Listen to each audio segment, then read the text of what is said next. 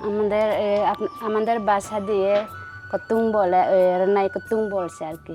নাই কত্তু রানাই কতুং, হুম এটা আচ্ছা সুতা। এই সুতা না।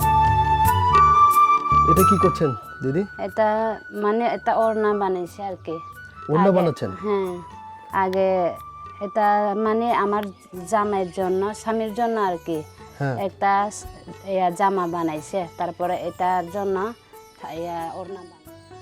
পাহাড়ের এই ঘরগুলোতে সকাল শুরু হয় তাঁতের শব্দে।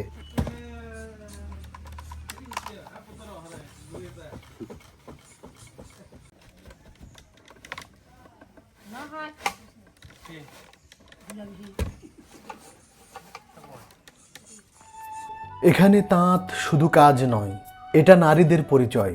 মায়ের হাত ধরে মেয়েরা শেখে কোন রঙে উৎসব আর কোন নকশায় ইতিহাস।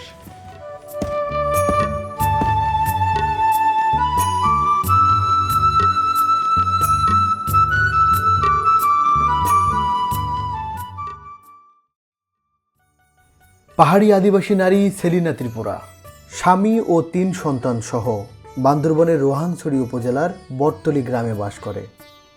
সেলিনা ত্রিপুরার বাবার বাড়ি রাঙ্গামাটি জেলার রাজস্থলীতে। এই বটতলী গ্রামের একটি ভাড়া বাসায় স্বামী সন্তান সহ বসবাস করে। সেলিনা ত্রিপুরা একজন তাঁত শিল্পী। তার হাতের নিপুণ ছোঁয়ায় তৈরি হয় রঙিন পোশাক।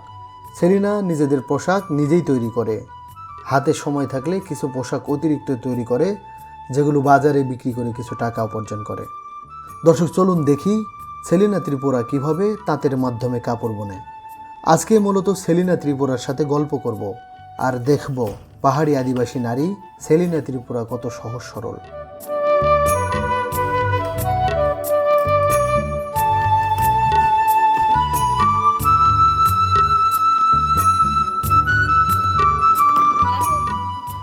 দর্শক আমি এখন অবস্থান করছি বান্দরবন জেলার রোহাংছড়ি উপজেলার রোহাংছড়ি কলেজের সামনে। আমি যে জায়গাতে অবস্থান করছি এটা একটি ত্রিপুরা পাড়া। এখানে কয়েক ঘর ত্রিপুরা আদিবাসীর বসবাস। ত্রিপুরা এবং তঞ্চঙ্গাদের মধ্যে একটা বৈশিষ্ট্য আছে, তারা নিজের ব্যবহৃত পোশাক নিজেরাই তৈরি করে।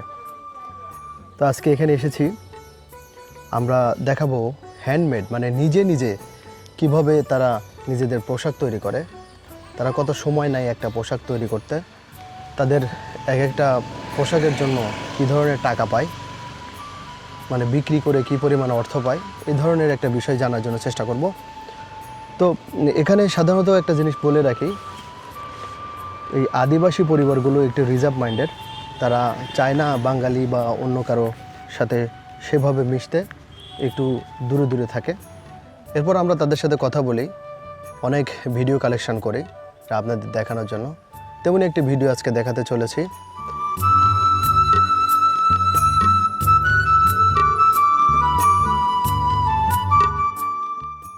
দর্শক আমি এখন অবস্থান করছি রোহাংছড়ি কলেজে যাওয়ার জন্য, যে রোডটা, এই যে মেন রোড থেকে এসে বটতলীপাড়া মেন রোড থেকে এসে এই যে রোহাংছড়ি কলেজ, এই পথে গেলে সামান্য একটু গেলে আমরা রোহাংছড়ি কলেজ পাবো। তার আগে এখানে যে বাড়িঘরটা দেখছি, এখানে ত্রিপুরাদের বাড়ি। এইখানে দাঁড়িয়ে আমি যেটা দেখলাম যে এখানে একটা আপু থামি বুনছে, সেটাকে কাপড় বোনা ওনারা থামি বলে। তো একটু দেখি ওনারা কিভাবে কাজটা করছে। দিদি কেমন আছেন? ভালো। আসতে পারি? আসতে পারে। এটা কি করছেন দিদি? এটা এটা ওড়না বানাইছে আর কি।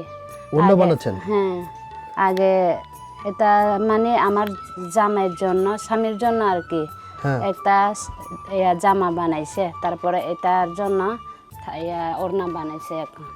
ওড়না বানাচ্ছেন? হুম।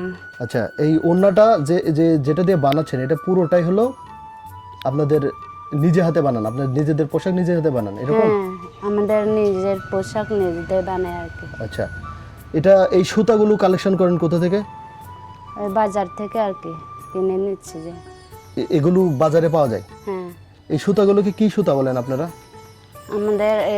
আমাদের বাসা দিয়ে কতুং বলে, রানাই কতুং বলছে আর কি। নাই কত্তু রানাই কতুং, হুম এটা সুতা। এই সুতার নাম। হুম। তো আপনি যে এই ইয়েটা বুনছেন, এটা কি ছোটবেলা থেকে শিখেছেন বিষয়টা? হ্যাঁ, আমার মা বানাইছে যে এটা দেখে আমিও শিখছি আর কি। আচ্ছা, এটা দেখেই আপনি শিখছেন। আপনার নামটা কি? আমার নাম সেলিনা ত্রিপুরা। সেলিনা ত্রিপুরা। হ্যাঁ। এটা আপনার শ্বশুর বাড়ি?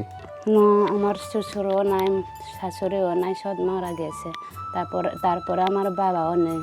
তারপরে আমার মা একা আছে এখনো। আমার মাও পাড়া আলাদা আমাদের। আচ্ছা, এখানে কে কে থাকেন? শুধু আমি, তারপরে আমার মেয়ে 3 জন, তারপরে আমার স্বামী। আচ্ছা। এখানে বাসা ভাড়া আমাদের।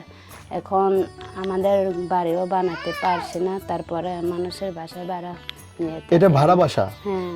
এই ভাড়া বাসা যে থাকেন, এই ভাড়া বাসায় আপনাদের মাসিক ভাড়া কত দেওয়া লাগে? 2000 টাকা। 2000 টাকা ভাড়া দেন? হ্যাঁ। আর কোনো খরচ তো এখানে নাই? না, আরো ছেলে মেয়েদের পড়ায়, সেজন্য না, সেটা মানে বাসার জন্য আর কোনো খরচ নাই? না, আর খরচ নাই। আর কোনো খরচ নাই। হ্যাঁ। তো এখানে যে ইয়েগুলো বানান সেগুলো হচ্ছে নিজেরা পড়ার জন্য? হ্যাঁ, আপনারা কি বাজারে বিক্রি করার জন্য এগুলো কিছু বানান নাকি? বিক্রিও করে মাঝে মাঝে, যদি আমাদেরও ব্যবহার করে এরকম আর কি। তার মানে মূল কথা হচ্ছে যে আপনারা যে পোশাকগুলো নিজেরা পরেন সেটা ম্যাক্সিমাম আপনারাই বানান, হুম। কিন্তু এরপরে বানানোর পরে যদি এক্সট্রা বানাতে পারেন তাহলে সেটা হলো ওই বাজারে বিক্রি করে বাড়তি কিছু আয় করার জন্য, তাই? হুম। আচ্ছা, এই যে একটা ওড়না বানাচ্ছেন, ওড়না না? হুম। এই ওড়না বানাতে কত সময় লাগবে? ধরো আজকে থেকে না হয়, আজকে তৈরি করছে এটা, আর আগামী 2-3 দিনের মধ্যে শেষ হবে আর কি। আগামী 2-3 দিনের মধ্যে শেষ হবে? হ্যাঁ। মানে আপনি যেটা পরে আছেন এটাও নিজে বানানো? হ্যাঁ।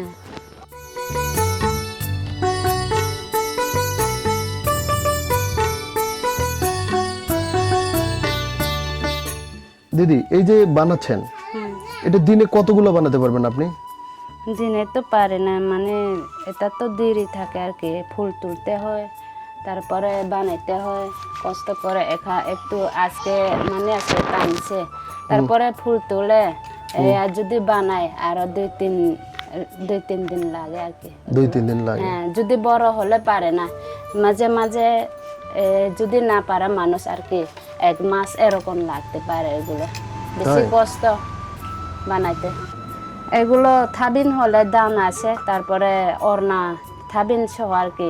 এখন সুন্দর সুন্দর করে যদি বানাই ওইটা 3000, 5500 এরকম পাই যায়।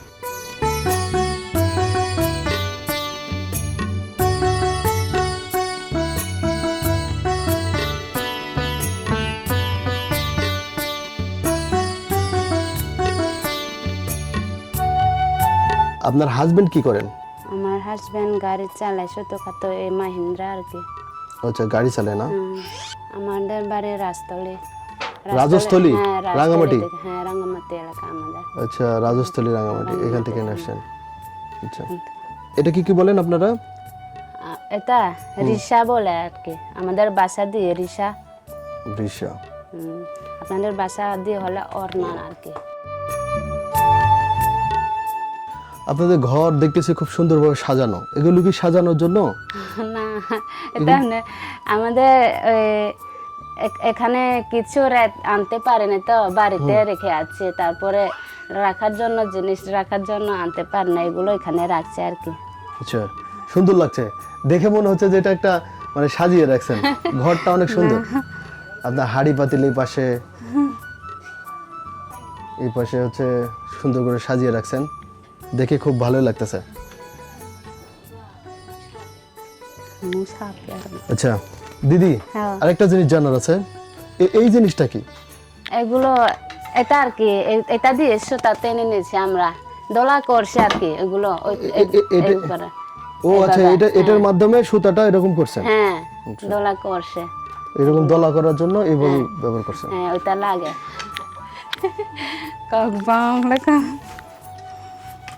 আচ্ছা, তার মানে আপনার এটা হলো মাজা ছাতে লাগানো?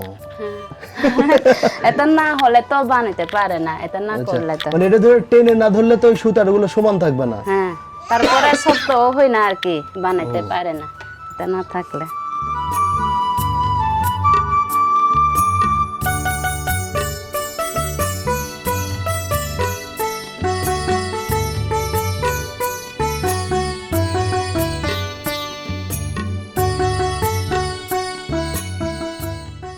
প্রতিটা নকশার আছে মানে, প্রতিটা রঙের আছে গল্প। এই কাপড়ে লেখা থাকে জন্ম, বিয়ে, উৎসব আর শোকের কথা। সময় বদলাচ্ছে, কিন্তু তাঁত শিল্প এখনও লড়াই করছে টিকে থাকার জন্য। কারণ এই শিল্প হারালে হারিয়ে যাবে পাহাড়ের আত্মা, পাহাড়িদের ঐতিহ্য, পাহাড়িদের ইতিহাস। তাই মনে প্রাণে চাই সেলিনা ত্রিপুরার মতো তাঁত শিল্পীদের হাতে বেঁচে থাকুক এই শিল্প, বেঁচে থাকুক এই ইতিহাস, বেঁচে থাকুক এই পাহাড়ি ঐতিহ্য।